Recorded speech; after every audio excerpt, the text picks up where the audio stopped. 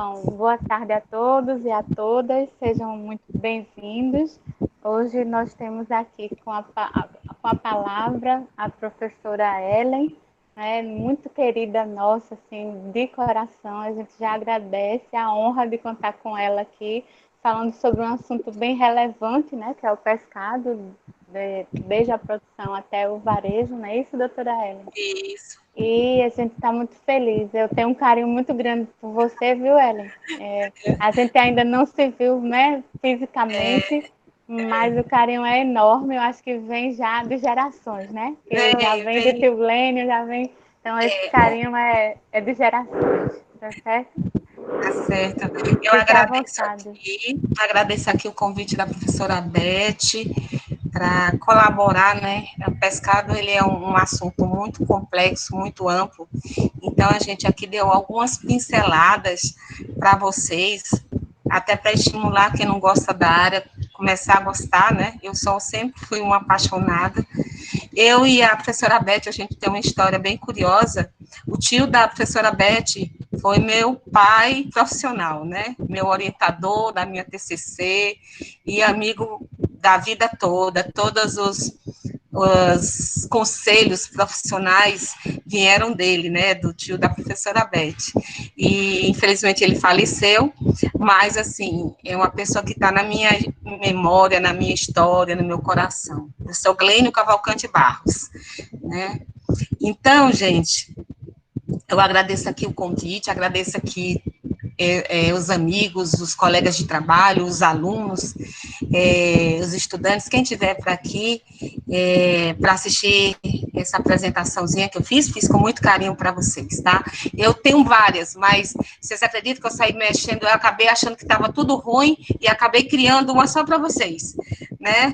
Então, vamos lá compartilhar aqui. Deixa eu abrir aqui.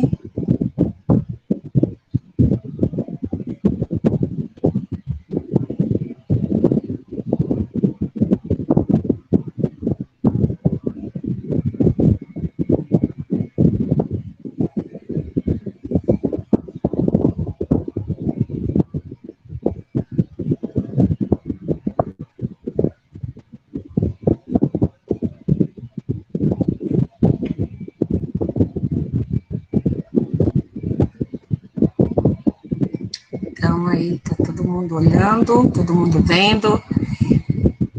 Deixa eu só aumentar. Então, aqui, pessoal, só fazendo uma pequena apresentação minha.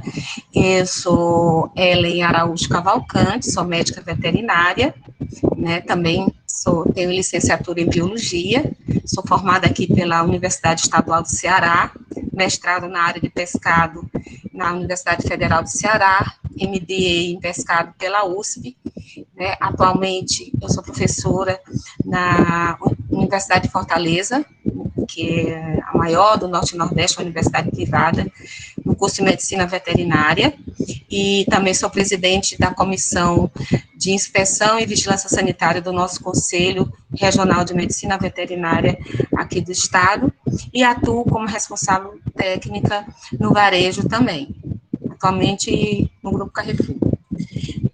Então, o tema da nossa palestra é pescado da produção ao varejo, tá? Eu tentei pensar coisas importantes, interessantes, que vocês possam precisar no dia a dia.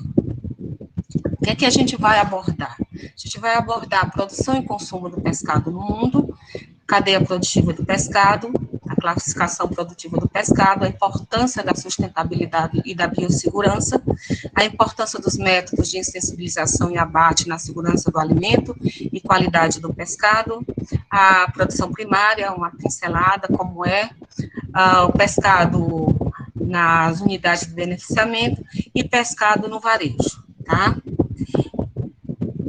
Então, aqui, um quadro sobre a pesca de captura mundial e a produção de aquicultura, onde já dá para notar bastante a percentagem grande da aquicultura. A aquicultura está ganhando já em termos, né, de capacidade, de toneladas de pescado no mundo, em cima da pesca de águas marinhas, né? A pesca chamada pesca de captura. Então, vocês vejam aqui no gráfico, nessa parte vermelha a gente tem a pesca de captura dos interiores, né, das águas interiores, né, rios, lagos. Aqui, no amarelo, você vê que ela vai, ó, ela está tendendo a permanecer no mesmo eixo, a pesca de captura de águas marinhas. Mas se você olhar a aquicultura de águas marinhas e de água interior, elas estão em plena ascensão, né? Então, para quem desconhece, a parte da aquicultura, a gente tem a parte da piscicultura, né, que é das águas interiores, e também tem a aquicultura no mar, né, com gaiolas, com a parte de ostra, né, cultivo marinho, né, então você cultiva tanto no mar quanto nas águas interiores. Aqui é a pesca normal que todo mundo conhece, a pesca de captura, a pesca extrativa, né, e a pesca de captura de águas interiores eu já falei. Esses dados aqui são lá do Sofia, que eu retirei do Sofia, que são dados da FAO aqui.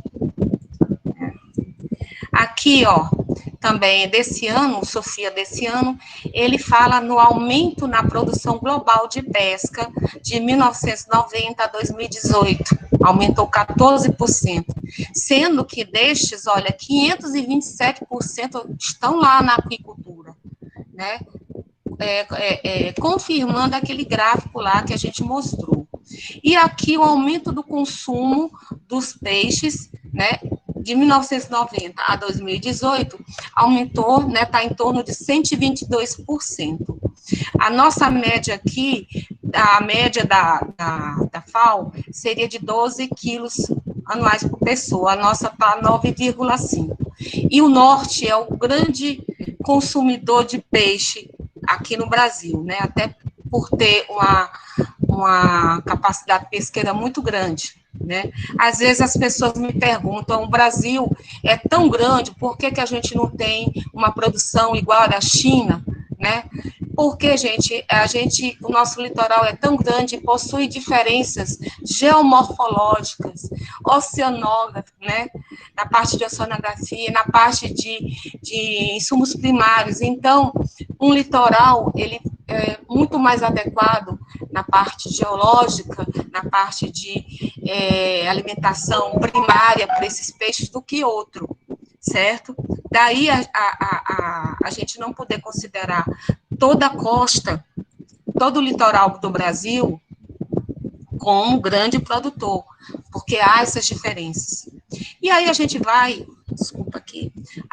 para a cadeia produtiva do pescado, né, que é um ciclo que se inicia desde lá da produção primária até a saída no comércio do varejo, né? Então, você tem os grandes barcos fábricas, a pesca extrativa, a pesca, o cultivo na aquicultura, em tanques, né? Você vai para as unidades de beneficiamento, ou para os abatedores, né? Só salientando que, como mudou a legislação, né, com a instrução normativa, com a decreto 10.468, que modificou alguns artigos do decreto 9013, nessa parte aqui que eu estou dando para vocês, eu não vou pegar o abatedouro, tá? Porque o abatedouro ficou só a parte de rãs e répteis, né? Então, aqui a gente está pegando basicamente o quê? A unidade de beneficiamento no pescado, quando a gente for falar em indústria, ok? Então, da indústria, onde esse pescado vai ser beneficiado, ele segue para o varejo. E hoje, a grande importância nessa cadeia produtiva, das boas práticas de fabricação, o BPF aqui do ladinho, tá? Da aplicação da análise de pontos críticos de controle, de todos os programas de controle de qualidade, dos autocontroles da empresa, né? Na parte de boas práticas dentro do varejo, dos procedimentos operacionais padrão dentro do varejo, das certificações, né? Hoje a gente tem vários tipos de certificações que dão um aval na qualidade desse alimento.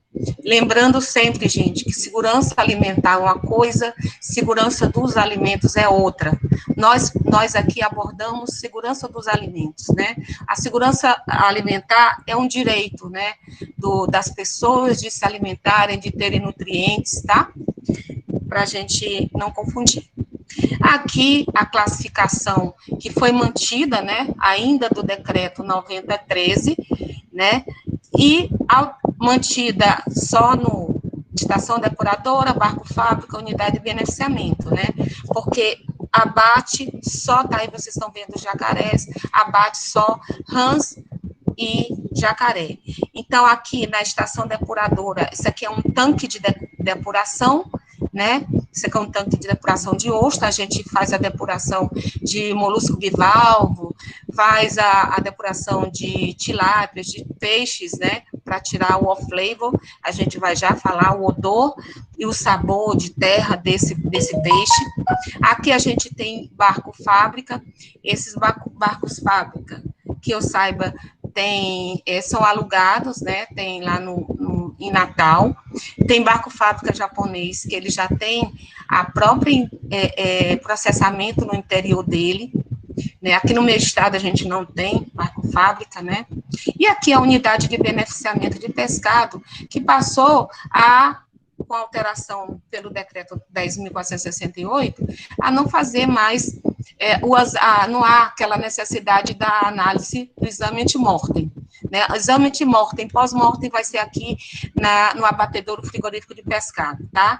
Então, aqui você pode até abater a tilápia, né? Mas não vai ser um abatedouro onde tenha a necessidade de fazer o exame antemortem. E aí, na produção, atualmente há um vazio em relação ao controle da produção primária, né? O Brasil, durante muitos anos, ele não olhou a sua produção primária.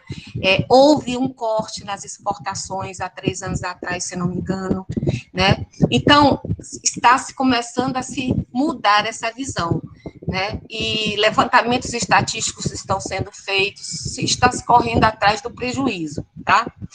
O controle mais efetivo está sendo feito atualmente mais na aquicultura, devido a você poder planejar, né? Você tem um cultivo ali, você pode monitorar a qualidade da água, você pode monitorar a sanidade do teu pescado, né? Você pode melhorar as condições estruturais dos tanques escavados, né? Então, nessa parte de aquicultura, há uma efetiva melhoria de qualidade, tá?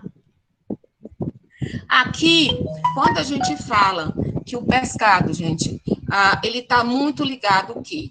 A sustentabilidade e a biossegurança.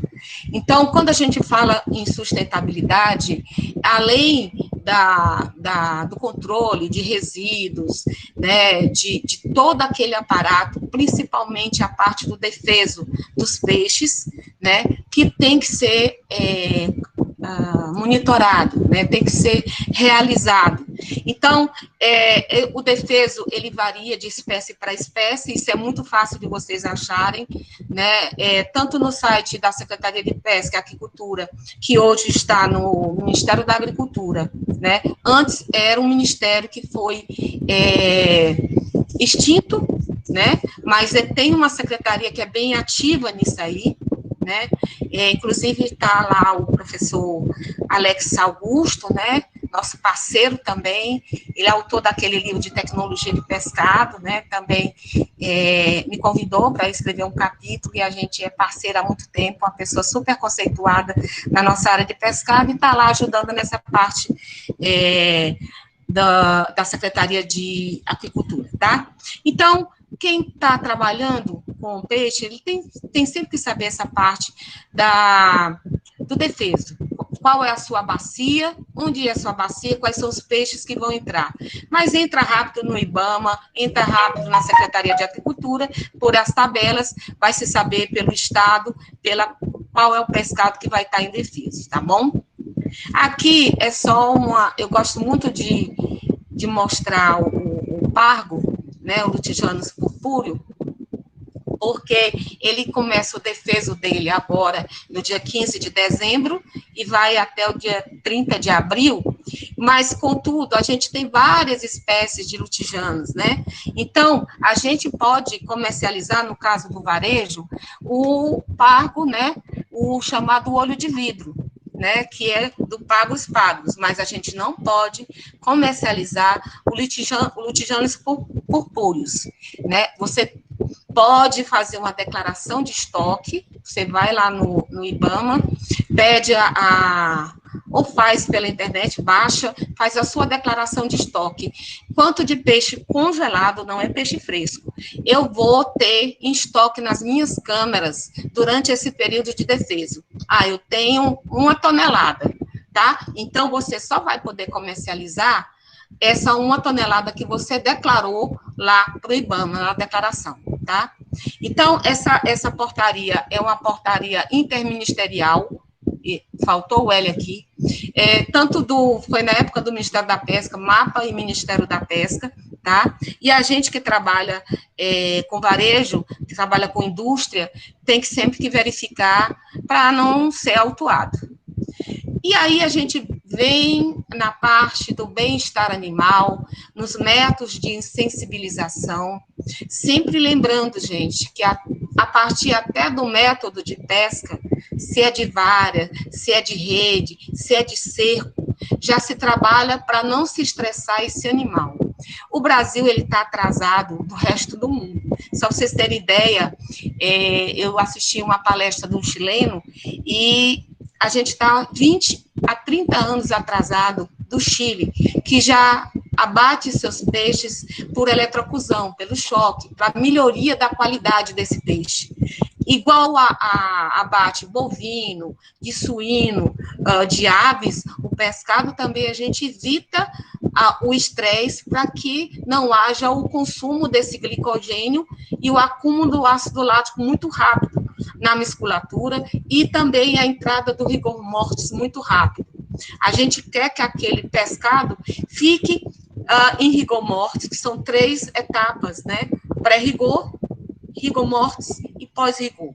O pré-rigor, acho que praticamente a gente não come peixe no pré-rigor, que geralmente ele dura 2 horas, né? Então, só quem está pescando ali e vai comer, consegue comer esse peixe ultra fresco, né? Mas a gente come no rigor mortis e esse peixe tem qualidade. Esse peixe é vendido, ele tem, de acordo com a espécie, né? Cada espécie tem a sua vida de prateleira. Hoje se sabe que a tilápia, ela tem uma vida de prateleira, assim, excepcional, né? 20 dias sobre gelo, refrigeração e gelo, mas isso varia de acordo com a quantidade de amônia, com a quantidade de NH3 que esse peixe tem na sua musculatura. Corvina, por exemplo, é um peixe que estraga com bastante facilidade. Então, quando a gente fala em pescado, peixes, não dá para ser generalista, né? Dá para ter o cuidado ali de você ficar verificando realmente quantos dias úteis vai valer aquele peixe lá na sua indústria, na sua área de venda, tá? Aqui, voltando aqui, a gente tem algumas técnicas de abate, né? A gente tem a conclusão cerebral, né? Você dá lá a batida na cabeça, temos a termonarcose, temos a perfuração cerebral com a pistola de ar comprimido, temos essa técnica de Kejime, que ele vai, enfiando aqui pela medula, né, para descerebração, né? Nós temos arma de fogo, pouca gente conhece, mas é usado em pesca de atum, e a eletrocusão. Então, todos esses tipos de abate visando o bem-estar animal, tá? De acordo com o Código Sanitário de Animais Terrestres da OIE. E aí a gente tem as principais alterações. Como a gente não vai dar controle de qualidade e nem bioquímica, eu só estou citando aqui, que são as alterações autolíticas, que são da próprio pescado, das enzimas, as alterações microbianas, o pescado, ele tem pouco tecido conjuntivo, né? Então, já tem uma flora do próprio ambiente aquático.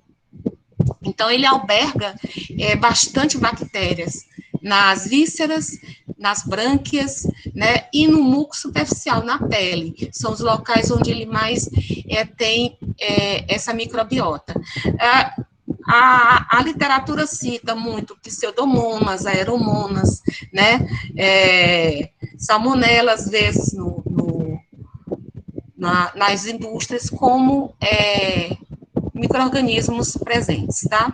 Mas são uma série de micro-organismos, serrátia, tá? Alterações oxidativas, que devido à gordura, tá? E aí vem a hidrolítica ou oxidativa. Aqui, as análises sensoriais, que devem ser feitas, né?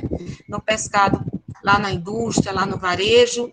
Aqui, a distanciamento das lamelas aqui da guelra, né, é um fator que, além do muco superficial que pode ser formado e da coloração, também pode ser verificado e ser um ponto para você verificar a análise sensorial. A distância entre as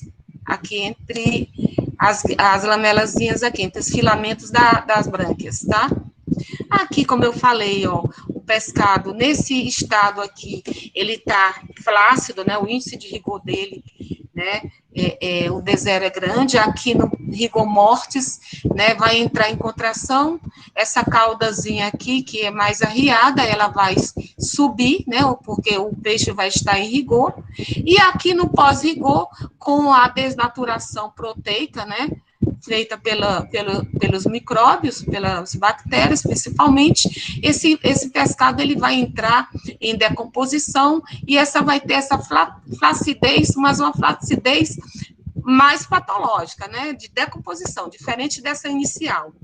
Aqui nós temos uma gravura que mostra o miômero, né, a parte muscular aqui do peixe, com os miocéptos, a distância entre um miocépito e outro equivale ao miômero.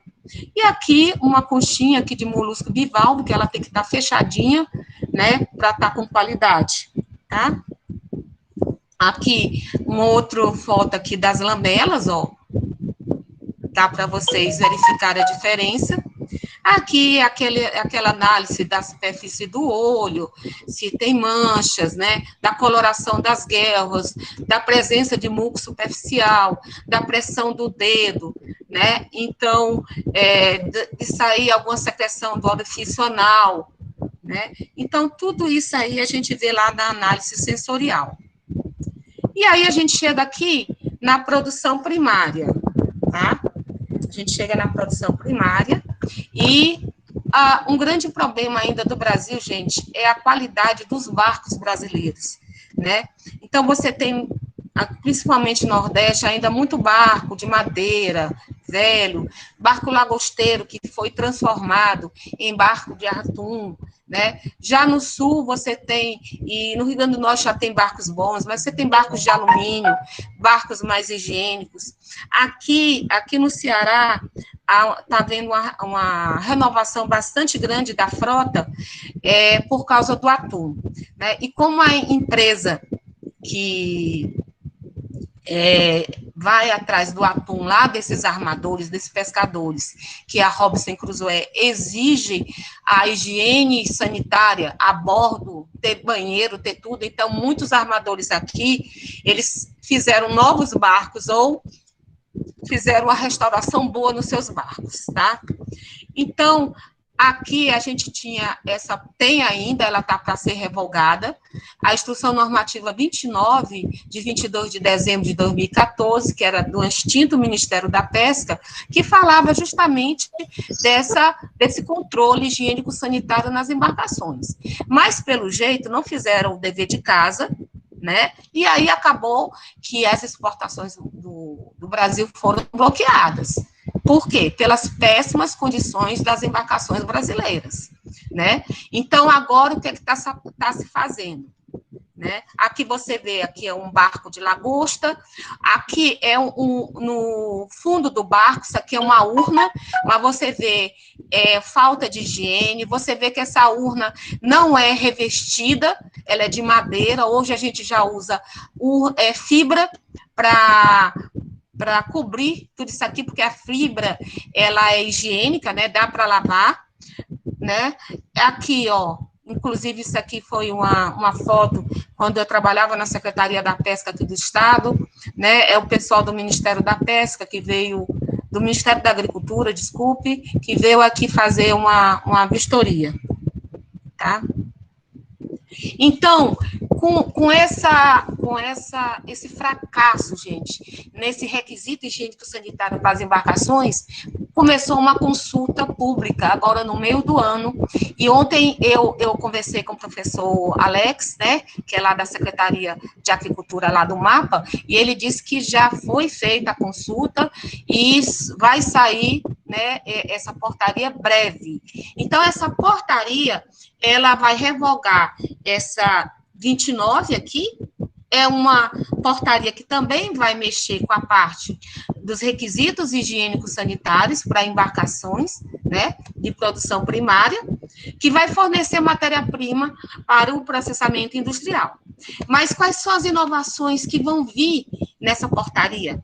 Ainda vai sair, tá, gente? Eu peguei aqui da consulta pública e achei bastante legal o que eles adicionaram nessa portaria. Primeiro é a figura do responsável técnico, né? Não define quais as profissões, vai ser alguém que tenha expertise, né? Que tenha diploma de nível superior na área e que tenha expertise nisso. Então, vai haver um laudo técnico de boas práticas a bordo, emitido por esse responsável técnico. Vai ter educação sanitária para os manipuladores, para a tripulação, para quem eviscera, né?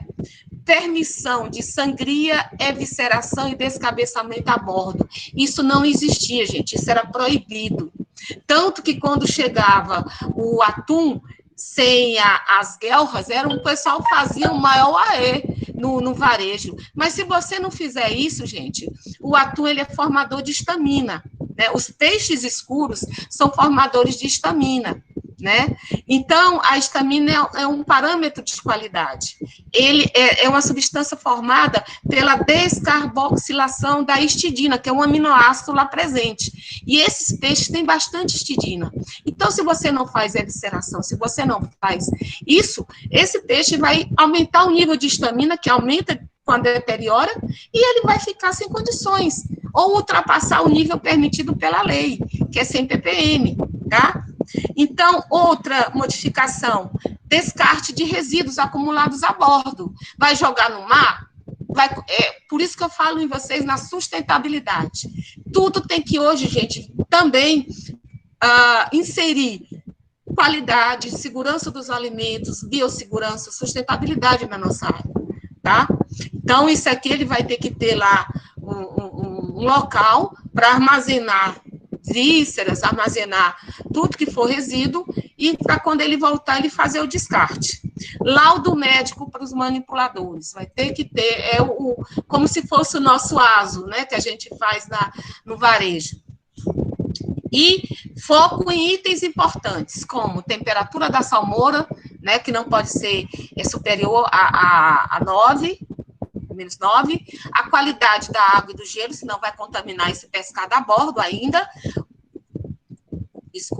tipos de petrechos, né, que vai ser utilizado lá para pesca, né, e utilizados lá, localização do motor. Por que, gente, localização do motor? Porque se o motor estiver perto da urna, né, ou se esse óleo vazar, vai contaminar o pescado.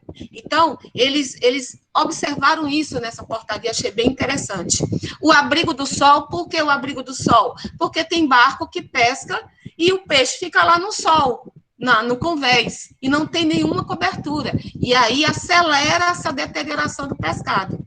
E o material que reveste a urna, não ser de madeira, ser um revestimento de fibra, né? Então, é isso que essa portaria está inovando, que vai sair, né? A gente tem ainda nessa parte de atividade legal, a parte de camarão e lagosta, a aplicação do metabisulfito, né? O que é que a gente vê, gente? A gente, quando eu era fiscal, a gente via indústrias clandestinas adicionando metabisulfito. Estou falando clandestinas, tá, gente? Que a gente chegava junto com o Ministério Público e fechava e multava, junto com o Ministério da Agricultura. O próprio doutor Iris, ele participou de algumas blitz, né, junto aqui com a secretaria na época. Por que eu citei? Porque é uma coisa que as pessoas gostam de consumir pescado, às vezes até de porta em porta, sem saber a origem, né? E o metabisulfito, ele deve ser colocado, sim, mas ele deve ser colocado lá a bordo, né? Aplicação logo após a captura, tá? Esse metabisulfito vai inibir a ação do enzima normal dos crustáceos, que é a fenioxidase. Então, se não colocar, esse crustáceo vai durar muito pouco, vai já formar a melanose, né? Então, eles põem, tem uma normativa do Ministério da Saúde, está aqui a CNS, número 4, tem a quantidade, tem a forma, então, tudo isso tem que ser controlado, tá? Nada, uma vez eu cheguei, gente, e a pessoa estava rebolando, né? Rebolando é um termo aqui do Ceará. Estava jogando um saco cheio de metabisulfito dentro da água, sem medir, sem nada, né? Era uma empresa clandestina, né, que a gente autuou na época. E aqui a gente continua, a gente saiu do barco lá, e agora a gente vai para a aquicultura, produção primária. E aqui você vê ainda um cenário que é muito comum, gente, ainda nos interiores, né? E não é só do Nordeste, não. Cheguei a ver do Sul e Sudeste, águas de interiores assim, ó. Você vê aqui o suíno, vê caprino, vê vaca, tudo aqui. Essas fezes vão para esses viveiros através dessa água, né? Então, uma forma totalmente irregular, né? Aqui também foi outra foto que eu peguei. Olha só a manipulação no sol, em péssimas condições de higiene, os suínos aqui, a própria manipuladora não está lá muito com o papel de manipuladora, né? Mas é isso que a gente luta há muito tempo para desfazer essa imagem. E, principalmente, que o comércio, que hotéis, restaurantes, supermercados, exijam mais qualificação de seus fornecedores, que, por incrível que pareça, ainda eu acho muito pequeno, certo? Bom, aqui também são outros casos, aqui até está repetido. Aqui, olha, o camarão, esse camarão ia ser vendido em saquinho. Onde que ele está secando? Numa lona imunda, no meio dos matos, tá? Então, eu coloquei essas fotos bem impactantes para vocês serem multiplicadores. Eu acho que a gente tem que passar, através das palestras, o que o consumidor, o que os alunos, o que os outros colegas que são de outras áreas não conhecem, tá? Então, aqui é aquele mesmo rio, já falei, aqui, transporte inadequado, sem gelo, né? Como que esse pescado vai chegar com qualidade num caminhão desse, sem gelo, desses sacos, tá? Então, lá na aquicultura, gente, existe também uma série de normas, né? A aplicação das boas práticas aquícolas tem que ser monitorados também.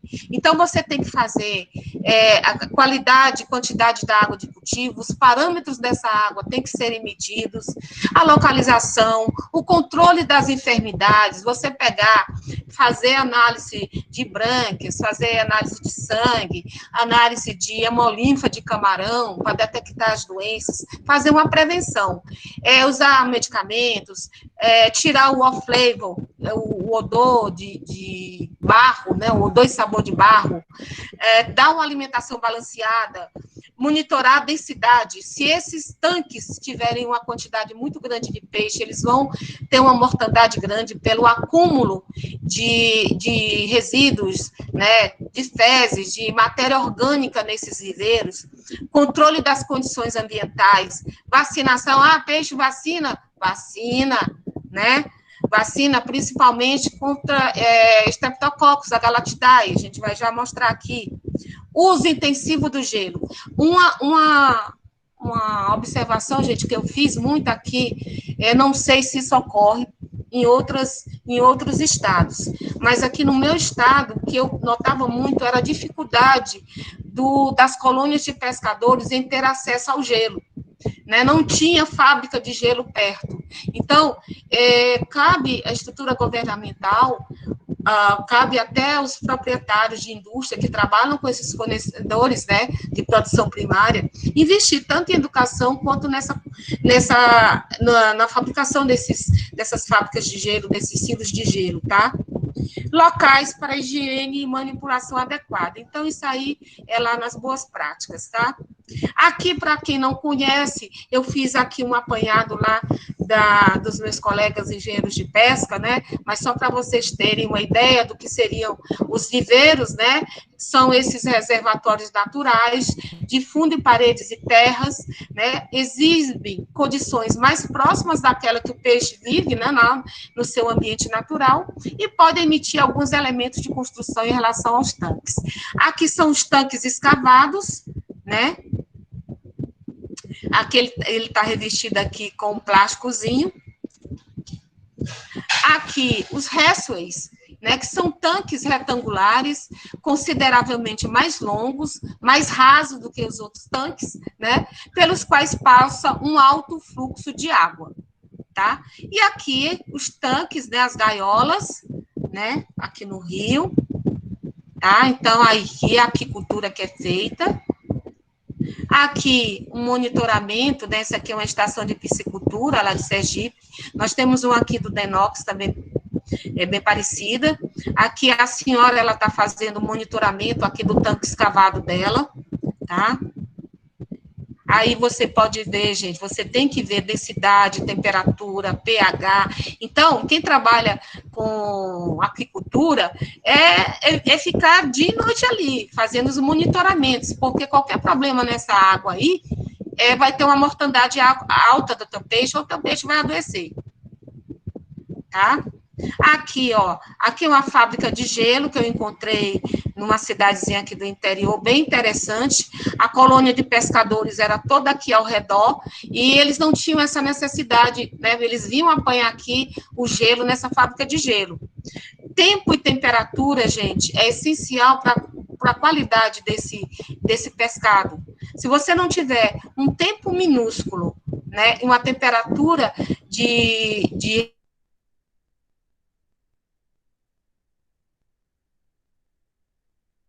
né? A própria disposição do pescado, do peixe, no gelo, né? Com as camadas peixe, gelo, peixe, também é interessante para a conservação. É uma coisa que o varejo ainda não tem muito, né? O varejo, o pessoal pega o peixe e joga o gelo em cima, sem forrar esse peixe de todas as formas, dentro dessa caixa.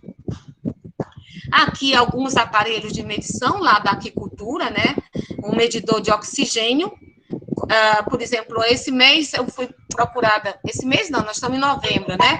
Em outubro eu fui procurada por um produtor, ele queria um laudo, né? Houve um problema na Enel, né? E acabou o gerador dele, né?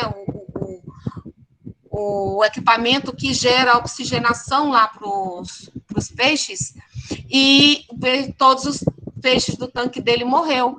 E a Enel estava exigindo um laudo, né? Um laudo do veterinário para descrever a morte, né? Porque que tinha morrido. Então, faltou oxigênio, né? Porque o aerador, lembrei do nome, gente, eu estava tentando lembrar, porque o aerador parou e aí houve essa mortandade, né? Medidor de pH também, medidor de densidade, disco de SEC. Eu procurei aqui, mas não tive tempo de colocar um disco de SEC, gente. Mas é super simples. Eu tenho um que eu fiz, tá guardado em algum canto.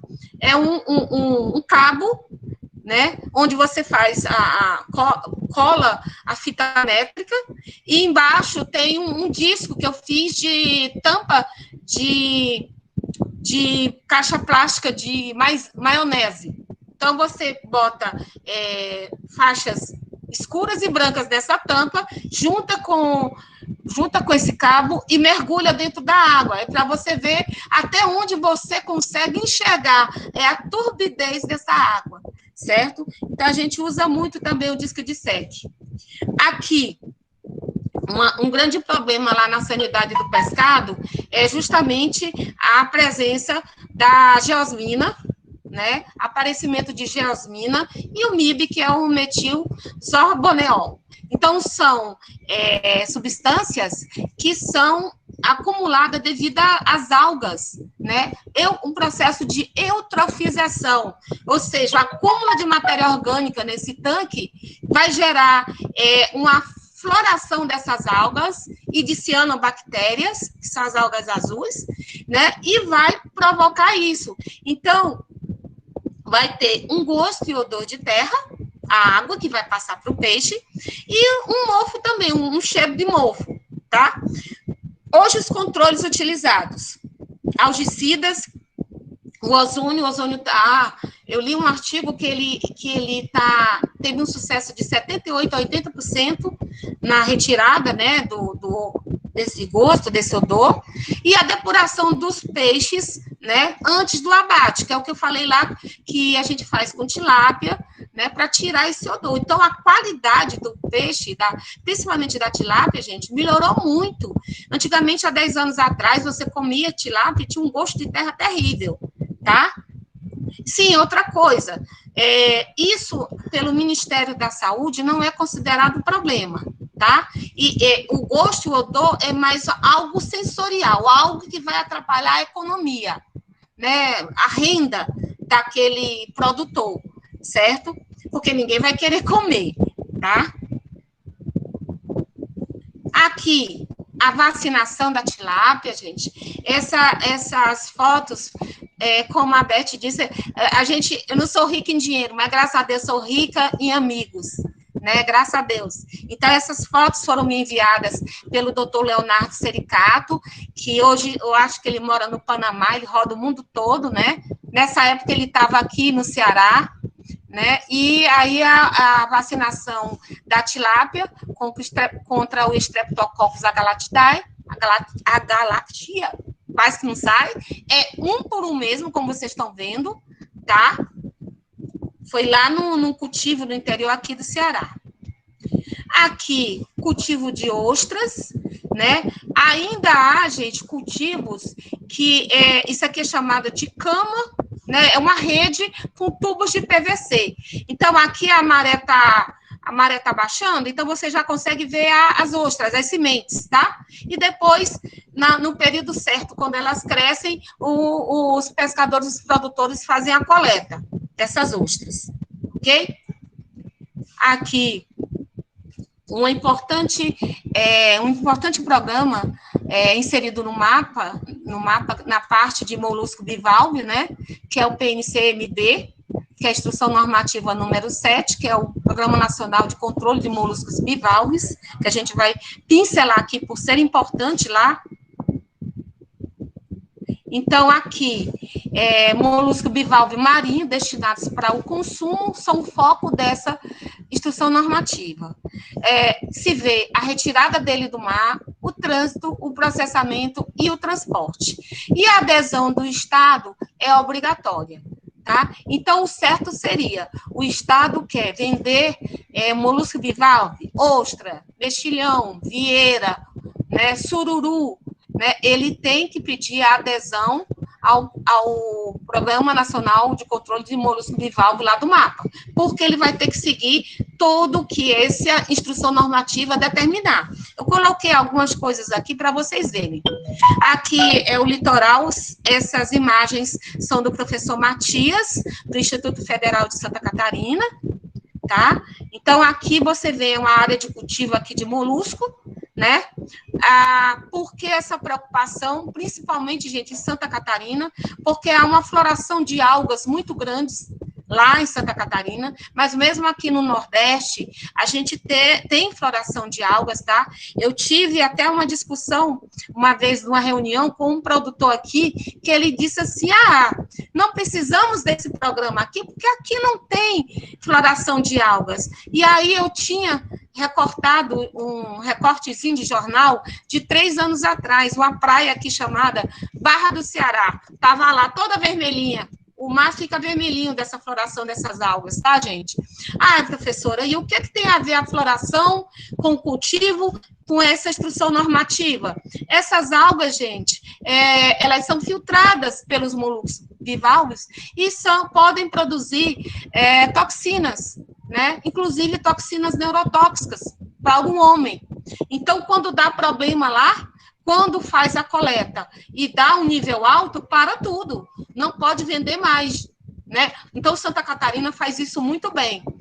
Eu desconheço, assim, um estado que esteja ao nível de Santa Catarina nessa parte de molusco bivalvo, tá? Então, você tem aqui o molusco, a floração de alga, formação das biotoxinas. No programa...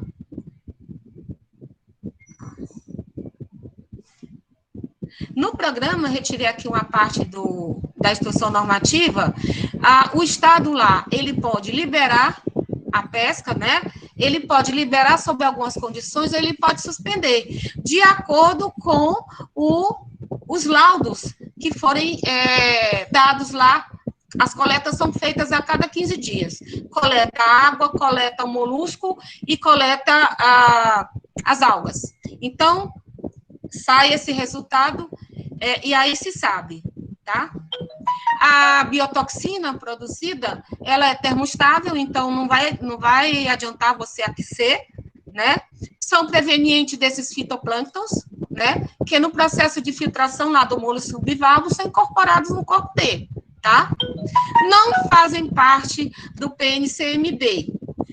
Essas toxinas, cigotoxina, as intoxicações histamínicas que eu falei para vocês, que é à medida que, principalmente, peixes escuros vão se deteriorando, vai formando a histamina, tetrodoxina e microcistina. Então, essas daí não são vistas na instrução normativa. Aqui foi um artigo que eu tirei de São Paulo, né, que bloqueou, Santa Catarina avisou, né, nós estamos com problema com as ostras, né, deu alto a floração, então não vamos poder mais vender por enquanto, tá? Então, é feito isso aqui. A explosão dessa floração de algas, gente, é chamada harmful alga blooms, né, ou RABs, né, quando essa quantidade de algas lá no mar atinge, é uma maré vermelha mesmo, tá? Então, ele cessa a coleta desses moluscos. Aqui, algumas análises que são importantes na produção, são feitas análises oficiais pelo MAPA e são feitas análises pelas empresas e algumas pelos produtores, né? Aqui, como a gente tem muito camarão, né, o Ceará e o Rio Grande do Norte são os primeiros em produção de camarão, eu coloquei essa foto aqui, que é do Dr. Marcelo, é um biólogo que trabalha há 30 anos, aqui ele está retirando a hemolinfa, né, do camarão, para fazer as análises dos hemócitos, né, que no nosso caso seriam as nossas hemácias, lá do sistema linfático, do sistema linfático desse camarão, né, e fazer a prevenção, porque é através disso que se vai detectar as variadas bactérias, os variados vírus que dão em camarão, tá certo? Aqui, eu tirei da fonte lá do MAPA, do Anuário dos Programas de Controle de Alimentos de Origem Animal. Aqui são problemas com produtos, né, que vêm do exterior. Então, aqui em azul, adulteração físico-química, por exemplo, uma quantidade muito alta de tripolifosfato, né? A gente sabe, gente, que o fosfato, o tripolifosfato, é colocado na água, é legal, né? Para quê?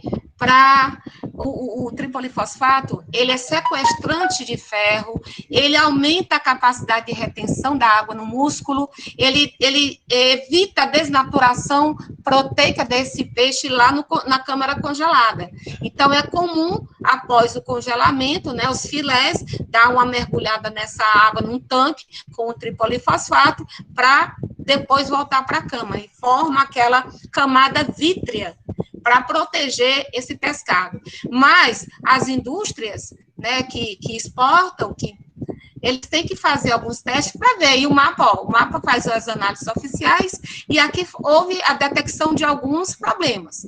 A adulteração aqui foi grande, com certeza, algum tipo de produto químico, como o tripolifosfato acima do permitido, o glaciamento, né, problemas microbiológicos e substituição de espécies, né? O cara tem um panda e está vendendo como linguado, né? Então, há muito disso na área de pescado. Aí a gente entra na unidade de beneficiamento, né? Então, saímos da produção primária e agora entramos na unidade de beneficiamento do pescado.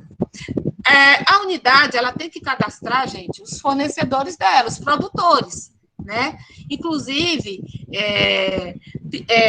eles só podem vender se apresentar nota fiscal, apresentar o número do registro lá geral da atividade pesqueira que eles conseguem no barco, né? O barco tem o RGP, né? E aí sim ele pode vender, né? Ele pode comercializar lá para a unidade de beneficiamento do pescado, tá?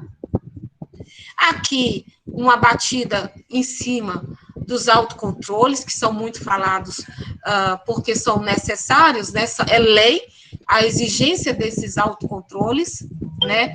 Lembrando que aí, nesse conjunto de autocontrole, estão as boas práticas, estão a aplicação do APPCC, está o PPHO, que são os programas de higiene, o PSO, que são os programas de sanidade. Então, tudo tem que estar lá, e tudo com registro, né? Hoje, a nova legislação da 10.468 já aceita a parte de registros, documentos sem ser físicos, né? A gente acumulava um monte de papel, agora, graças a Deus, não vai precisar mais.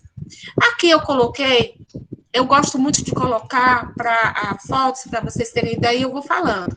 Aí vocês têm nas unidades de beneficiamento, uma plataforma de recepção aqui, onde os funcionários treinados, onde o veterinário, nesse caso era um zootecnista, ele estava fazendo aqui uma análise sensorial, né? Aqui vocês veem que são em caixa de polietileno, tá? Essa indústria com o seu gabinetezinho de higienização, o seu lava-bota aqui, seu pia para lavagem da mão e seu... pé dilúvio, né, com cloro. Aqui é uma unidade de camarão, né, uma classificadora.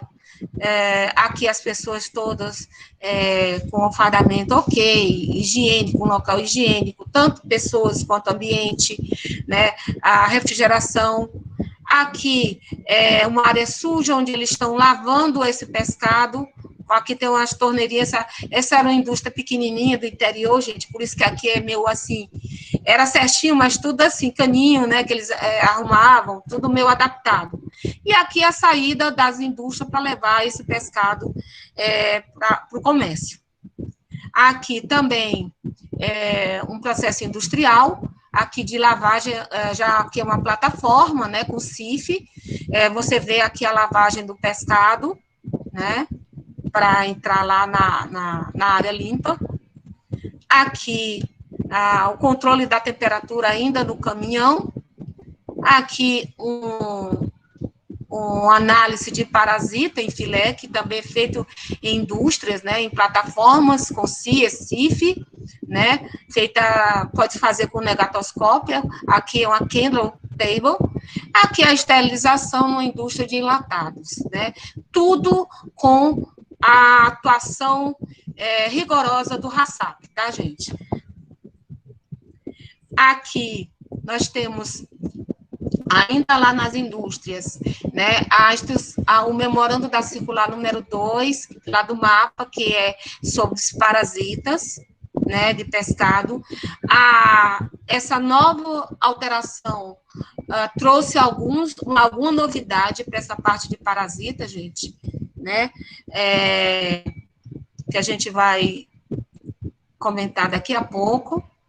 Aqui, depois que é feito o processamento, vai para a embalagem, depois a rotulagem, lembrando que eu já coloquei aqui, gente, Instrução Normativa 75 e 429, mas elas vão entrar agora em dezembro. A gente ainda está com a RDC 259 e com a 22 do mapa.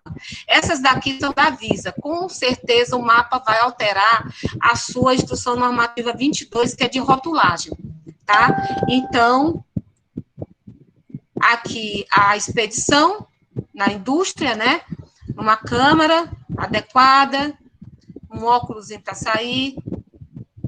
Aqui, uma estação depuradora, essa estação depuradora é em Alagoas, lá do pessoal, do colega engenheiro de pesca, né, que é do IABS, Tadeu Assad, tem projetos muito bons de extensão, então eles fizeram essa unidade com SIM lá, para poder vender lá no local de forma legal, tá? Então, aqui são os tanques, aqui são os engradados, né, de plástico, de PVC, contendo as ostras, né, para elas fazerem essa depuração aqui dentro dos tanques, tá? Essa água é água corrente ozonizada, né, para justamente eliminar qualquer material tóxico que tenha se infiltrado nesse molusco bivalve. Aqui é o artigo 205, que continua do decreto 93, que é a alteração do RISPOA, lá de 2017, ele fala que o pescado proveniente da fonte produtora não pode ser destinado à venda direta ao consumidor, sem que haja prévia fiscalização sob o ponto de vista industrial. Vocês viram, gente, até agora, um monte de coisa que se faz, né, tanto de boas práticas aquícolas como na indústria. Como que você vai comprar ou vai comercializar um pescado que não sofreu nenhuma fiscalização, nenhuma inspeção, né, que venha direto, uma ostra? Eu acho assim, Ellen, não como ostra de praia nem a pau, né? São ostras que estão vindo ali, né, que não sofreram processo de depuração, e assim, só que eu saiba, já tem 2 pessoas numa listinha que morreram, assim, famosos e gente que sai assim no jornal, né, justamente por causa da falta dessa depuração, da falta de tratamento, da falta de inspeção desse produto, gente.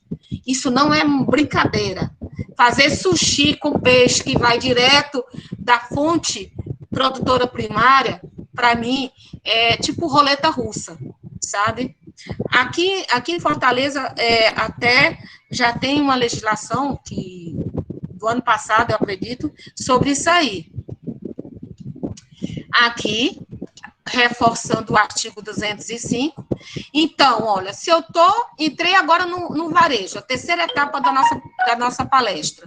Se esse pescado vai ser vendido no varejo, ele vai ter que passar de alguma fonte produtora por um registro estadual, municipal, SISB, CIF, para ser exposto na área de venda.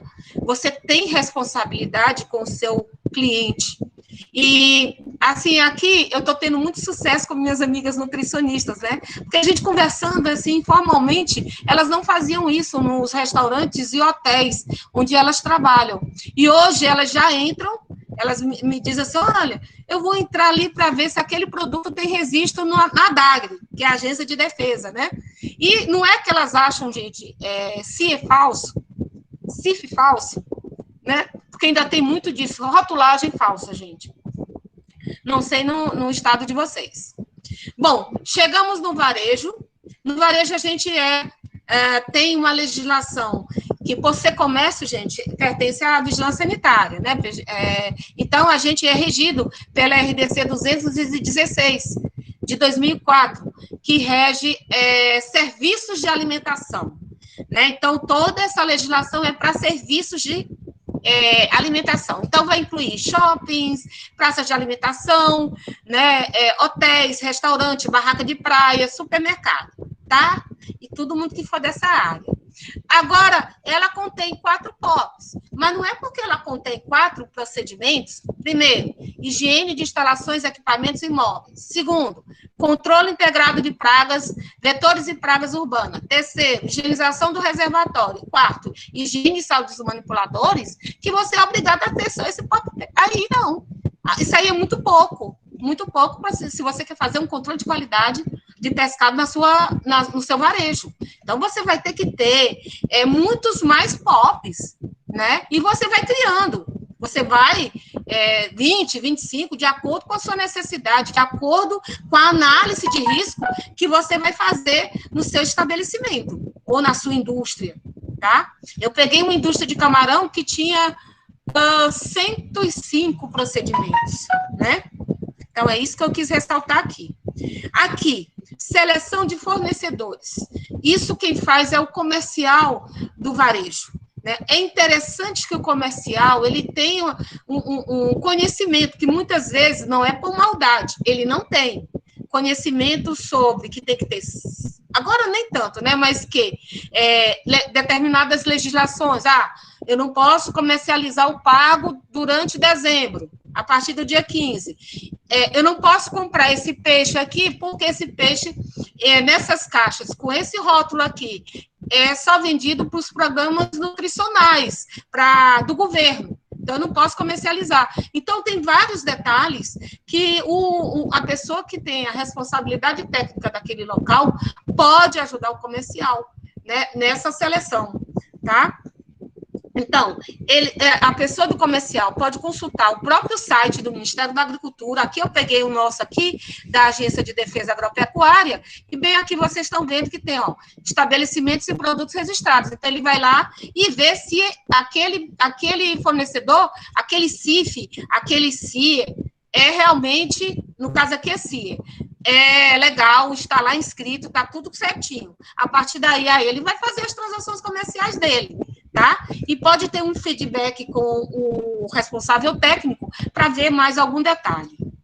Aqui é um recebimento no varejo, né? Aqui eu tenho uma plataforma excelente, com portas gigantesca, de material excelente, nem tudo é assim, nem tudo são flores, tá, gente? Aqui os peixes que vêm, nas caixas plásticas. Eu gosto das as caixas plásticas que tem furos. Para quê? Para que essa água não funda, né? Essa água de gelo aqui, esse gelo vai fundir, né? Então, às vezes, até dentro da câmara, gente, esse gelo funde e o pescado fica boiando dentro d'água, né? Então, para você não encher esse peixe de água, né? Porque água é um parâmetro que vai te favorecer a multiplicação microbiana, e principalmente enquanto estiver aqui no recebimento, olhando seleção, pesando essas caixas, né? Então, é interessante essas caixas serem furadinhas. Não sendo, você tem que aí ser rápido, né? E nesse processo. Aqui, antigamente não, digo eu, porque eu trabalho numa empresa que não aceita de jeito nenhum, mas antigamente a gente via muito isso aqui. A gente via os cabas numas pampas, caindo os pedaços, com o pescado, jogado. Aqui, uma pequena análise do índice de rigor. Você vê, se esse peixe já foi pescado há muito tempo, gente, e ele está com essa curvatura enorme aqui, esse peixe aqui já foi para o brejo há muito tempo. Ele já está onde? No pós-rigor, né? No rigor mortis ele não está, tá? Então, a gente, às vezes, faz esse testezinho rápido, que simula, né? Só simula um índice de rigor, mas dá para a gente ver um peixe que já está com a musculatura mais flácida, devido a algum tipo de deterioração e desnaturação das suas proteínas.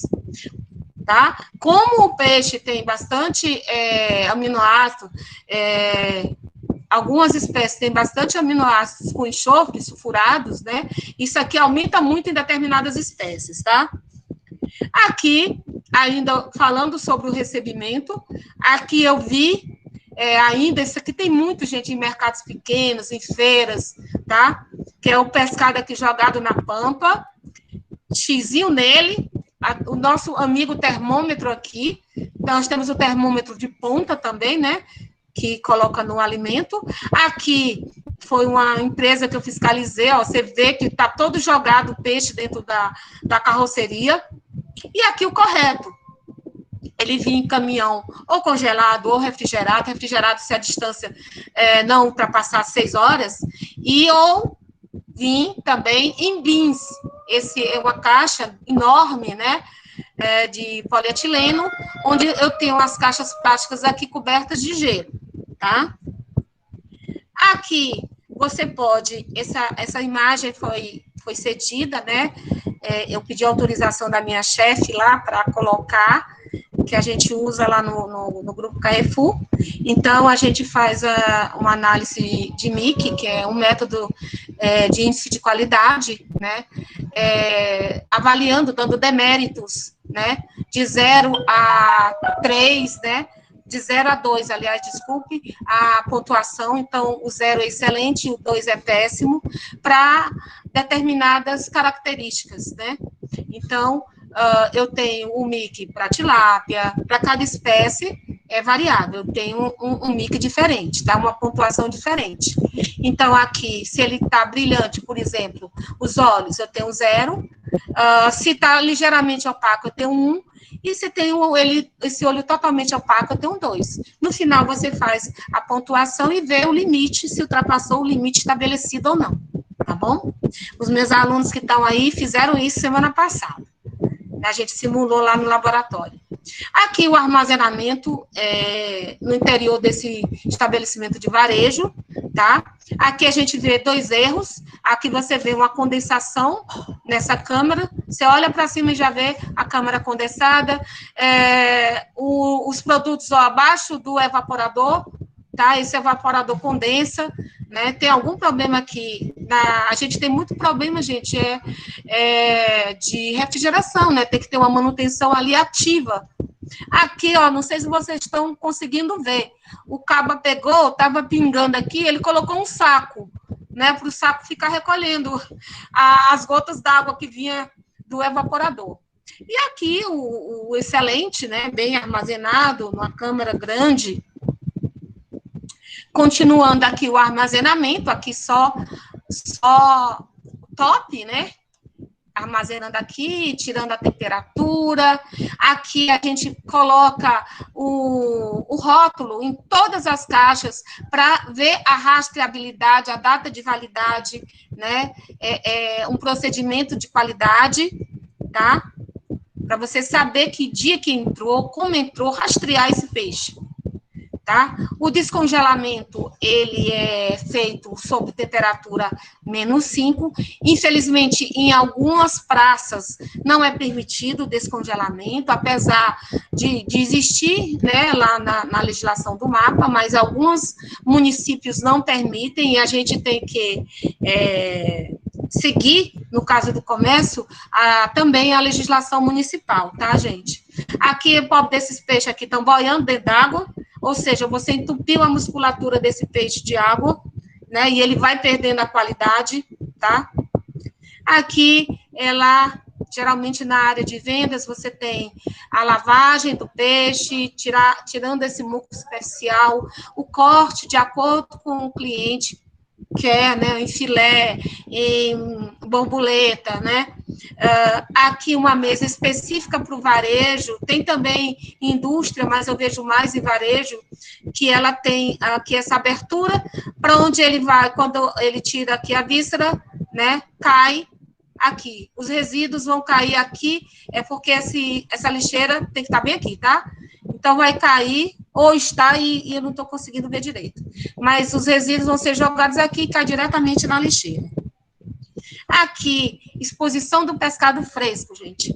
Infelizmente, nós, como consumidores, nós, como consumidores brasileiros, não lutamos por comer comida de qualidade, né? E comprar em estabelecimentos que tenham e nos deem qualidade. Então, você vai num local e o peixe está todo assim, fora da refrigeração. Nem gelo tem, gente, né? Você compra. Aí eu compro, tá? Aí você pega alguma infecção e depois vai reclamar, né? Você pega alguma salmonela, você pega algum estafilococo, você pega alguma listeria e você vai reclamar de quê? Se você não está selecionando o seu estabelecimento onde você compra. Tá? Aqui também do mesmo jeito. Aqui já seria o correto, né? Você pode ter mesas com gelo, pode ter balcão refrigerado, né? Eu, particularmente, fiquei encantada pelo mercado de Santa Catarina, gente. O mercado lá parece assim, ele é vizinho a boate, no outro lado tem uma joalheria, você não sente o odor de peixe, é muito bem limpo, câmeras, né, balcão refrigerado, então tem tudo certinho. E aqui, gente, continuando o varejo, a gente vai dar uma pincelada aqui naquela alteração que eu falei lá para pescado, lá da 10.468, que alterou um pouco o memorando número 2. E lá no artigo 216, ele coloca os produtos de pesca e da aquicultura infectados com endoparasitas da família Anisakidae, né? Os produtos poderão ser destinados para o consumo cru, tá? Mas desde que passe pelo congelamento a menos 20 por 7 dias ou menos 35 por 15 horas. Então, se você tem uma normativa, como é que você, como responsável técnico, vai deixar teu estabelecimento vender peixe direto da produção primária, sem passar pelo congelamento? Estou vendendo sushi no supermercado X. Mas de onde é que está vindo o teu sushi? Você está fazendo isso? Você está comprando certo? Você está descongelando corretamente? Né? Isso é defesa do consumidor. E nós, como RT, e o comércio tem essa responsabilidade solidária com o fornecedor, com o produtor, com a indústria que está lá. Agora, se você pega diretamente da fonte, né, como que você vai fazer isso? Tem uma legislação, eu vi uma live do município, acho que o município de Santa Catarina, um absurdo, dizendo que vai poder levar o peixe diretamente da fonte produtora para restaurante, né? Como é que vai inspecionar isso dentro de restaurante, meu povo? Né? E aqui alguns detalhes: recebimento, temperatura igual ou inferior do pescado, sempre, gente, menos 18, descongelamento lento, né, para não formar os cristais de gelo, né, que vão deteriorar, vão danificar a musculatura, exposição de 0 a 4 graus, tá? Aqui é um dos POPs, né, da gente, poderia falar de vários, mas como o nosso objetivo não é bem o controle de qualidade, mas eu não poderia deixar de falar desse que eu acho essencial, assim, crucial, e que acaba com a qualidade de qualquer pescado. A higiene, né, controle de higiene ambiental e a potabilidade dessa água que você usa. Não adianta, gente, você fazer tudo direitinho e sua água está contaminada, e seu produto de higiene ser de fundo de quintal, tá? Não ter registro no Ministério da Saúde, não ter a periodicidade necessária, tá? Não ser feita a higiene corretamente, remoção de resíduos, né? Colocar o detergente, deixar agir, enxaguar, colocar um desinfetante, né? Enxaguar. Então, tudo isso é importante. Aqui, estão fazendo a coleta aqui do ralo, né? Tirando os resíduos. E aqui, quando eu falei ali da potabilidade, é essencial, gente, que aquele estabelecimento de varejo tenha a sua própria produção de gelo. Se ele está vendendo peixe, ele tem que ter esse silo de gelo, né? E esse gelo também, junto com a sua água, ser feita análises, no mínimo semestrais, tá? Então, aqui é um modelinho, para quem não conhecia, eu tirei a foto só para mostrar para vocês, né? E aí a gente vem falando dos desafios. Desafio cultural, gente. O povo ainda compra aqui a uns 10 quarteirões da minha casa, tem isso aqui. Tem um homem aí vendendo peixe junto com carne em cima de mesa, né? Então, esse desafio cultural é muito grande.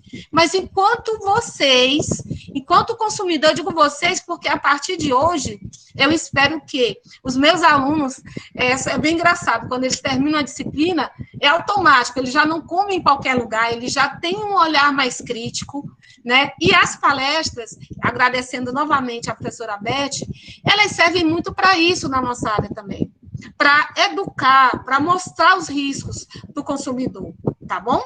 Então, aí aqui a gente vê ainda o uso do Pampa, esse aqui é no mercado aqui da minha cidade, né? Você vê o uso do papelão, madeira, olha aqui o descamador imundo, o próprio aqui, a parte de trás, então, sem condições. Outro desafio, gente, inibir a comercialização do pescado sem inspeção. Né? Esse aqui é em Alagoas. Isso aqui, gente, para mim, tendo um super respeito para as pessoas humildes que moram aí nessa localidade, mas eu fiquei meio chocada. Isso aqui, ó, são casas, a maioria daquele papelão, é uma avenida toda. E aqui por trás está a Lagoa de Mundaú, acho que é Mundaú o nome da lagoa. E lá eles sobrevivem produzindo esse sururu, certo? Mas aí, sururu não é molusco bivalve, minha gente? Cadê os tanques de depuração? Cadê as condições higiênicas sanitárias? E todo mundo compra, até o povo lá chique e famoso para o carro e para comprar isso aqui. Isso aqui é risco. Risco o quê? Risco microbiológico, risco físico, químico, né? Você comprar um produto desse. E aí, nos desafios, né, gente? Isso é uma impressão minha, eu não copiei isso de lugar nenhum, foi saindo, né, de mim, pela minha vivência já desde 95 com pescado, a união da cadeia de pescado como todo, né, desde o produtor até o comércio, armadores, pescadores, a união das áreas que trabalham com pescado. Não somos só nós, veterinários, que trabalham, a gente tem só o aspecto sanitário das doenças, mas a gente tem vários colegas ali que são mega importantes, zootecnistas, engenheiros de pesca, engenheiros de aquicultura, todos esses tecnólogos, biólogos, que trabalham nisso aí, em genética. Então, unir todo mundo. Investimento e implementação de inovações e tecnologia, a gente precisa disso. Cumprir essa legislação, né, para conseguir conseguir de volta um mercado internacional que a gente precisa, aumentar o número de laboratórios, gente. Eu fui querer mandar uma amostra, a amostra tinha que mandar para Santa Catarina, de toxina, isso era feita lá na época. Então, um outro gargalo. Qualificação profissional, que é isso que a gente estimula, nós do Conselho de Veterinária, e as próprias universidades, elas estão melhorando muito esse aspecto. Sustentabilidade, um olho na sustentabilidade. Não adianta você destruir o meio ambiente na sua produção, né? Porque você vai precisar. Biossegurança, ver as diversas doenças que acometem, né, o pescado como todo, o camarão, o molusco, né? Com isso, nós chegaremos a 2050 sendo os maiores produtores de pescado. Eu vou ser bem verdadeira com vocês. Esse último trecho não é meu, tá? Eu li um artigo, mas na pressa de fazer, eu não consegui detectar. Fico devendo. Eu acho que isso aqui foi. Eu acho que foi o pessoal o Francisco lá da BR Peixes. O Francisco é um veterinário, que é o diretor da BR Peixes. Na parte de tilápia, a gente está tendo um avanço muito grande, né? Estamos caminhando bem. Na parte de camarão, em genética de camarão. Agora, em Mato Grosso, a gente vai ter a construção de uma unidade de genética enorme. Eu acredito, gente, que a gente começou a caminhar e, realmente, em 2050, a gente pode, sim, ter esse avanço, né? Implementando aí a rastreabilidade, ações efetivas de biossegurança e rastreabilidade, um olho nas certificações, né? As certificações estão aí, vieram para ficar, elas somam ao registro do Ministério, os registros das agências, né? A qualidade necessária, a educação sanitária para todo mundo, né, para quem está mexendo lá, uma visão sanitária dos estabelecimentos comerciais, supermercado, hotel, creche, né, barraca de praia, na conta do seu pescado. Eu acho que, se a gente conseguir isso, a gente realmente vai se dar muito bem. Nós temos um potencial muito grande, tá bom? E aí, gente, é isso que eu tinha para mostrar para vocês, né? Aqui está o meu e-mail pessoal e o meu Instagram, né? Eu coloco muita coisa lá no meu Instagram, né? Eu não sou uma blogueira e, por incrível que pareça, eu sou meio inibida com a câmera. Os meninos sabem, os meus alunos, quando eu comecei a dar aula online, né? Ai, foi assim, né? Mas agora eu já estou pegando o ritmo, estou melhorando. Não quero, acho que não chego a ser blogueira, não, mas vou jogando lá as informações para ajudar o pessoal todo, tá bom? Então, eu agradeço aí a vocês essa audiência, tá? E estou voltando aqui para ver aqui vocês. Se tiverem alguma pergunta que eu possa explicar, podem perguntar, tá bom?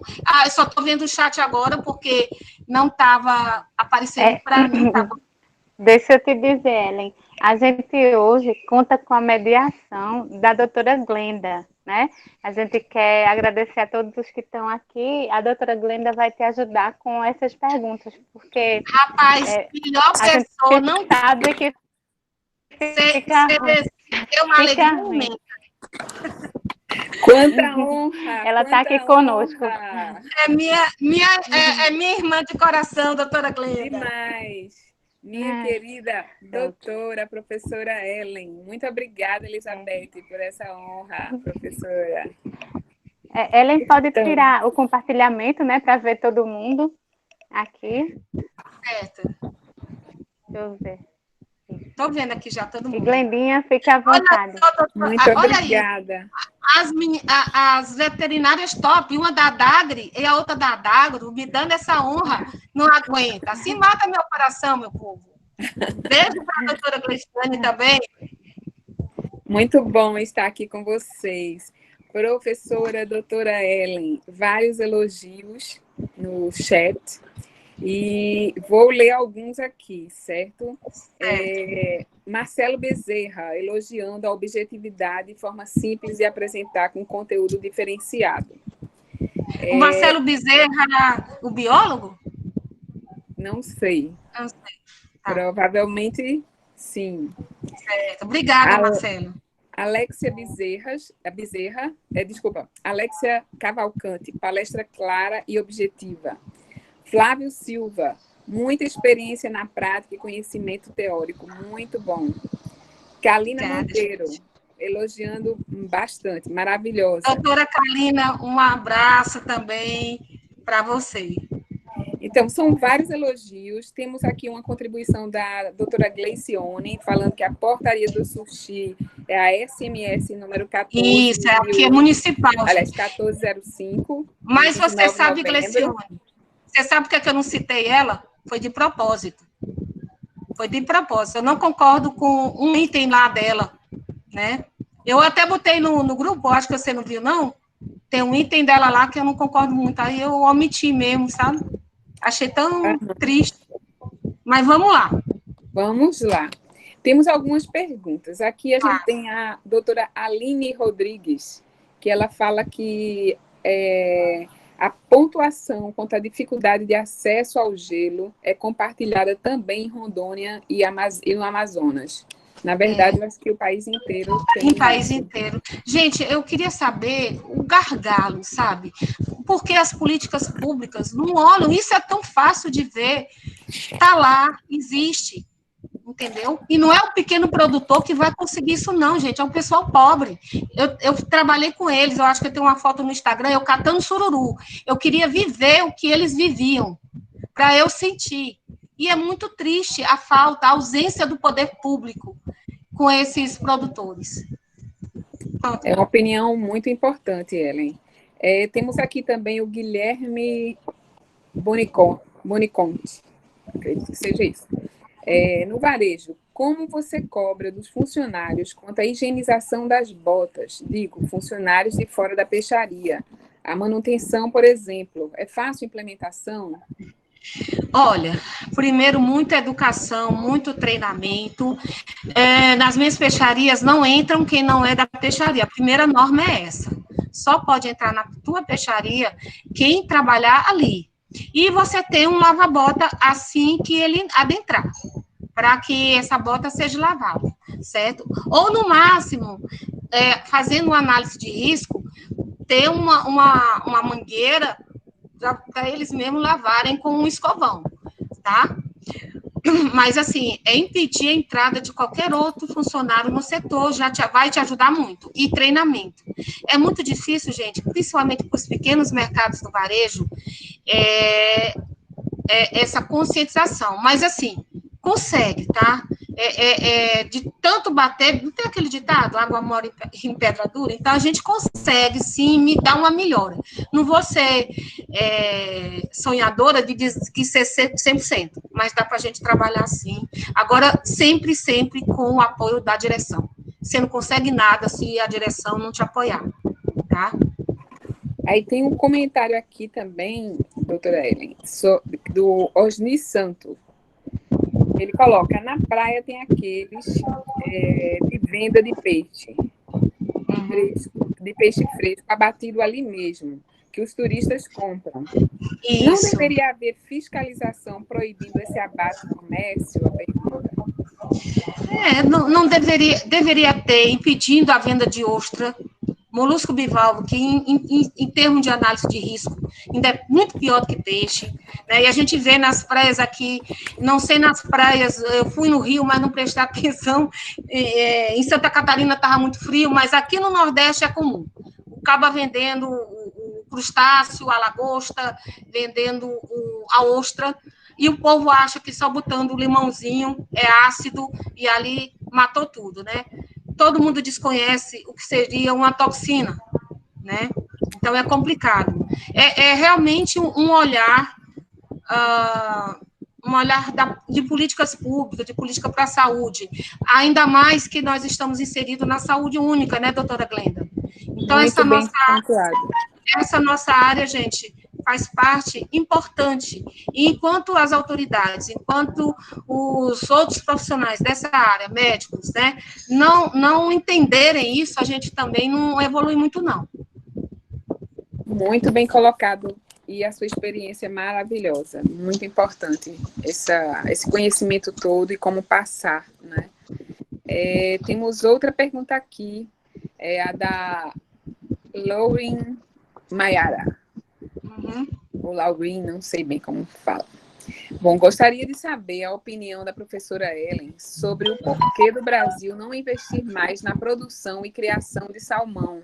Seria a temperatura de nossas águas o grande empecilho? Bom, eu adoraria que a doutora Solange estivesse aqui, que a doutora Solange tem uma experiência muito grande com o cultivo de salmão, né? Mas eu acredito que seja condições climáticas, né? A própria estrutura, ainda que o Brasil não tem, se comparado com Chile e Noruega, que são os tops nisso aí, né? Então, desculpa eu não poder te dar tantas informações, não tenho muita experiência com o cultivo de salmão, mas acredito que seja isso, sim. Olha aqui, Saulo, né? Tá vendo, Saulo? Saulo é meu aluno, apaixonado por inspeção, né? Eu tenho outros aqui, Hugo, Andréia, mas o Saulo, desde o primeiro dia de aula, que ele me disse que queria essa área, né? Então, que bom que eu estou encantando ele mais ainda, né, doutora Coisa Glenda? boa, muito bom isso. Tem também a Márcia Ishikawa, parabenizando. Márcia, Muitos parabéns aqui. um abraço em você. Guilherme agradecendo, a Lauren também. Gente, qualquer coisa, gente, que vocês precisem, a Glenda sabe disso, né? Tem gente que diz assim, como é que você consegue ficar até meia-noite respondendo, né? Mas aí eu olho, às vezes, me ajudam tanto, por que a gente não ajuda, né, Glenda? Se tiver alguma dúvida, um sufoco profissional, tá? Eu deixei aí no finalzinho meu e-mail e meu Instagram. Que coisa boa, mais elogios. E a doutora Kalina perguntando qual é a maior dificuldade que a senhora encontrou no início de sua carreira. Foi a falta de experiência profissional. Eu digo muito para a minha estagiária, eu tenho uma estagiária, né, que ela atrasou 1 ano a faculdade dela para ter o estágio. Mas nos tempos atuais, gente, faz uma diferença muito grande. O tempo que você vai levar uma faculdade, isso é o mínimo. Porque a experiência que ela tem, quando ela terminar, que ela se forma no meio do ano, ela já pode pegar qualquer supermercado, ela já pode pegar qualquer indústria, né? E assim, quando você sai no mercado, nossa senhora, eu me lembro que meu primeiro dor de barriga, que dá dor de barriga mesmo, né? Quando a pessoa te chama, pergunta o que é que tem que fazer, e você não sabe, meu povo, aí o negócio foi com um queijo, não foi nem com pescado, foi com um queijo chamado, eu nunca esqueci, porque a dor de barriga foi tanta, que até hoje eu lembro, foi com um queijo chamado Alien Velha, um queijo português, e ele tem ele é como se fossem umas graminhas em cima dele, né? Aí, a minha sorte é porque eu sou carioca, eu sou malandra, né? Então, eu consegui sair da situação. Aí, os caras chegaram, doutora, vamos jogar os queijos tudo fora, porque tá tudo estragado, né? Aí, eu, misericórdia. Aí, corri e fui ligar para o doutor Glênio, Elizabeth. Doutor Glênio, pelo amor de Deus, E nessa época não tinha WhatsApp não, viu, gente? Não tinha fotinha, o negócio era descrever bem direitinho, né? E aí ele foi me dizer que era a cultura de fungo, que ele conhecia o queijo. Aí eu cheguei, né? Cheguei lá na recepção, com a cara de quem sabia de tudo, né? Uma fortaleza incrível. Olha, não, gente, aí fui explicar, né? Então, a gente vai. Mas, assim, as dificuldades foram. Aí comecei a fazer curso. A universidade não tinha me ensinado, eu fui atrás. Era curso por cima de curso, inclusive até hoje, né, doutora Glenda? Doutora Glenda é a campeã de curso, gente. Eu estou tentando seguir ela. Curso online, eu estou assim na cola dela, mas ela está um pouco na frente, né? Mas essa nossa área, gente, é muito dinâmica. Você fecha o olho hoje, amanhã já tem uma nova lei, já tem uma nova tecnologia, já não pode fazer isso, já pode fazer aquilo. Então, a qualificação é constante. Né? Nós temos maturidades, então até hoje continua. Logicamente que a maturidade ainda dá mais um respaldo, né? Mas não se assustem e vão se qualificando que a coisa vai. E essa área do pescado, gente, eu digo muito. Meu filho quer muito fazer, meu filho mais novo, acho, não sei se por influência minha, mas ele se apaixonou. Então ele vai tentar transferir zootecnia para veterinária, né? E é uma área muito promissora para o veterinário, gente, na parte de sanidade. E promissora para as demais, se tiver gente aí que não é veterinário, demais. Uma área muito boa, e vocês viram o crescimento da aquicultura.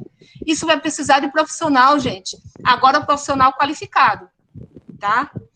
Na época da mancha branca aqui, que deu, acho que há 3 anos atrás, que acabou com um monte de viveiro, eu soube que o seu Itamar, lá da BCC, precisou trazer um cara da Noruega, tá? Na parte de genética, laboratório, alguma coisa assim. O quê? Falta de qualificação do povo. Né? Então, os novos aí, os estudantes, o pessoal aí mais jovem, invistam.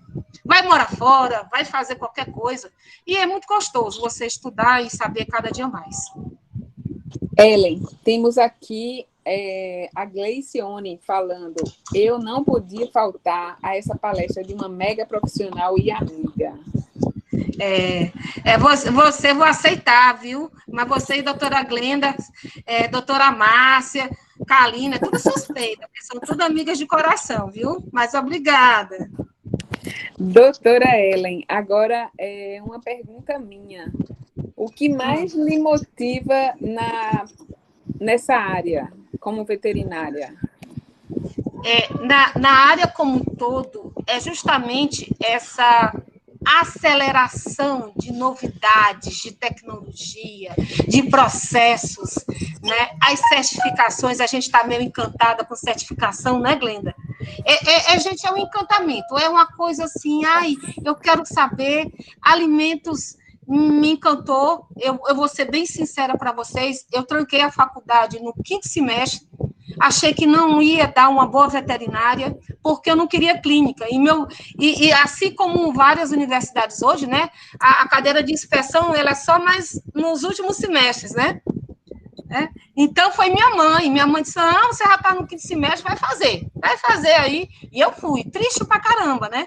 Aí, quando cheguei na cadeira de inspeção, gente, foi um encanto, assim, foi um amor, apaixonei, e o professor também me pegou logo como monitor, e aí foi uma alegria só. E depois peguei doutor Glênio, o tio da Glenda, que foi me mostrando mais ainda, né? Colocou eu para estudar patologia, porque eu não sabia porra nenhuma. Disse, não, você vai estudar patologia, né? Viu, Beth? Ele fez isso comigo.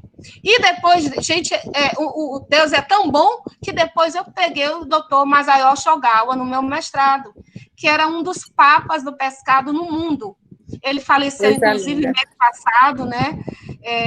Assim, ele e doutor Glênio são pessoas, pais profissionais. Então, eu tive a sorte de ter fui encantada por eles também, né? Tem um comentário aqui da Eurica Munzani. Agradeço a oportunidade de assistir uma palestra sua, excelente. Muitos e muitos elogios aqui, doutora Ellen. Obrigada, gente. Deixa eu te perguntar outra coisa. Ainda assusta a produção extrativista brasileira? Assusta e muito. Muito assustadora, gente. Na verdade, assim, eu não queria nem falar de política, sabe? Porque a gente está nesse momento aí, mas eu estou totalmente desanimada, né? Por tudo que eu convivi com a parte de extensão, vendo os interiores, vendo a pobreza, vendo a falta de estrutura. Eu espero que haja um milagre aí, que haja realmente vontade do poder público de melhorar, né? De realmente dar uma melhora, né? Um trabalho... assim, mas eu também quero parabenizar o pessoal do MAPA, eu acho que as alterações eram devidas, muitas alterações eram realmente válidas, outras eu não concordo, mas são poucas, né? Mas a maioria veio para melhorar, né? O autocontrole, eu acho e acredito que nossos empresários ainda têm que trabalhar bastante isso, sabe? Nossa realidade é diferente da Europa ainda, né? Então, mas aí a gente vai depender muito de vocês, Glenda, de vocês, Glecione, de um trabalho sério das agências de defesa, da Kalina, né, o pessoal aí das agências de defesa, do MAPA, porque é por aí que a coisa anda, né? Eu tenho amigas que me ligam e dizem assim, só funciona quando o fiscal está aqui. Então, me assusta muito a parte da fiscalização periódica, tá? Então, me assusta um pouco ainda pela realidade de algumas empresas, mas a gente tem que ter fé, né? Tem que ter fé e vamos lá. Vamos caminhando. Eu queria abrir para que alguém pudesse fazer perguntas também pelo microfone. Quem quiser, sinta-se à vontade para contribuir também. Pode ficar à vontade, gente, tá? De perguntar. Temos uma turma boa hoje aqui, mais de 20 participantes. Tinha 37, aí eu olhei assim, o pessoal foi saindo, queria fazer pergunta, saiu. E aí eu mandar beijo para todo mundo.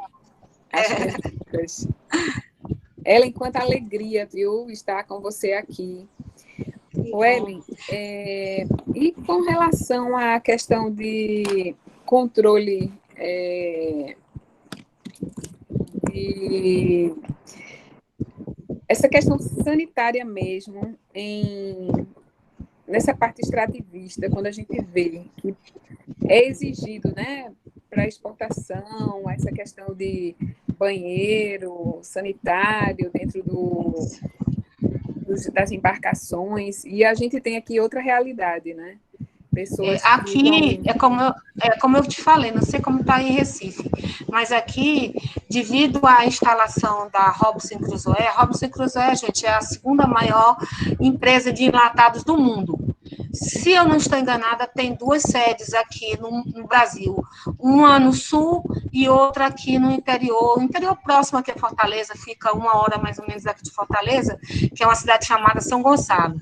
Como ela trabalha com peixes escuros, atum, sardinha, ela é muito exigente com relação à estamina. E estamina está muito ligada a condições higiênicas do barco.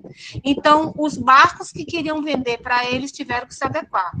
E quando eu ainda trabalhava na Secretaria da Pesca, eu acompanhei a construção de vários barcos lá no município de Itarema, né? Inclusive fiz amizade com o armador, né? E ali já tinha até, Glenda, no barco dele, o adesivo de lavagem da mão, você acredita? Olha. Dentro do banheiro, dentro do barco, né? Uhum. E essa parte de barco atuneiro, nós temos um especialista, doutor César, né? Mas, assim, como aqui eles estão pescando muito atum, e eu acompanhei, para evitar a formação da histamina, gente, que é uma amina biogênica formada, né, pela descarboxilação lá do aminoácido, eles forram até o convés com borracha, porque quando ele issa com a vara, para não ter um baque muito grande do peixe no convés, para você ver os detalhes, para evitar que esse peixe tenha uma deterioração mais rápida, né? Que cuidado, então, né? Então, como eu disse, desde a arte que vai utilizar para pescar, como ele vai para o convés, como ele vai para a urna, a qualidade do gelo. Então, os barcos que vendem para Robinson Crusoe têm que apresentar mapa de bordo, tem que apresentar. E é porque essa portaria 150 ainda vai vir, né? Que eu falei ontem com o professor Alex, ele disse que até fevereiro está saindo. Mas eles já fazem, viu? Porque senão eles perdem a indústria. Certo. Doutora Ellen, quanta honra estar aqui. Estamos chegando ao final. Agradecer à professora Elizabeth, à Rural, que sempre nos acolhe, aos alunos que estão aqui, a todos os participantes. E eu vou, com muito agradecimento, passar a palavra para a professora Elizabeth. Muito obrigada, Glenda.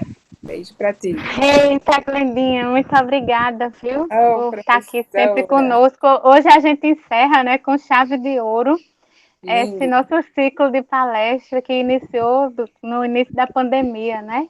Então, a gente está aqui, não poderia terminar diferente. Eu agradeço demais a professora Ellen. Sandra também está aqui conosco, Sandra Souto. Cadê Sandra? Não, Sandra. Tá aí? Tá aqui. Beijo para Sandra. E aí a gente fez no decorrer desse período todo uma grande parceria, né? A gente fez a gente se uniu muito, principalmente na nossa área, né, Glendinha? Isso. E foi muito Professora bom. Elizabeth, só um minutinho para mandar um beijo para um cara hiper top, doutor Eduardo, vulgo Charon, que está aqui, olha só. A gente vai dar a palavra para você, professora Ellen. Muito grata. Beijo, fale aí tudo que você quiser. Né? Você é nossa agora. Não, eu sou fã do Charon. Se você vê as aulas dele, nossa. Lá, quando ele vai dar aula, eu já sou lá, já fico lá. Quando eu não assisto, ele me passa a gravação e eu assisto. Eu queria dizer que a palestra também vai estar gravada, né, no nosso canal. E assim que a gente converter, a gente coloca lá e eu já te passo, viu, professora? Tá certo. Tá bom, muito obrigada por tudo. De novo, agradeço o convite. Foi um prazer muito grande. Na verdade, quando a gente gosta, parece que é diversão, né? A gente fica animada. Então, obrigado por vocês terem me dado essa alegria de estarem aqui. As doutoras, Tá. que são top, né? Sabem mais do que eu, e tudo aqui, olha, escutando, olha que honra. Tá. Então, um abraço, muito obrigada a todos, o pessoal aí mais jovem, se inspirem e vão à luta na inspeção. Nós somos da inspeção e não abrimos, né, doutora Glenda? Isso, sempre na luta. Guerreira. Fazer uma diferença. Saulo, eu estou vendo só Saulo, Hugo não estou vendo, mas um abraço também, até segunda na aula. Camila Irai, um beijo para Camila Irai também, super veterinária, né, consultora também na área do varejo. Uhum. Gente, será Que bom que estão todos aqui. Acho que eu estou tentando ver aqui, porque eu não quero ser, né, só fala uns, não fala outro, mas eu acho que não estou vendo mais, não. Levanta o dedo. Então é isso. Então é isso. Muito obrigada por esse momento. Um beijo bem grande. Beijo. E a gente vai se falando, né? Tudo de bom para todo mundo. Tchau, um beijo. Tchau. Saúde para todos. Tchau, beijo. Tchau, beijo.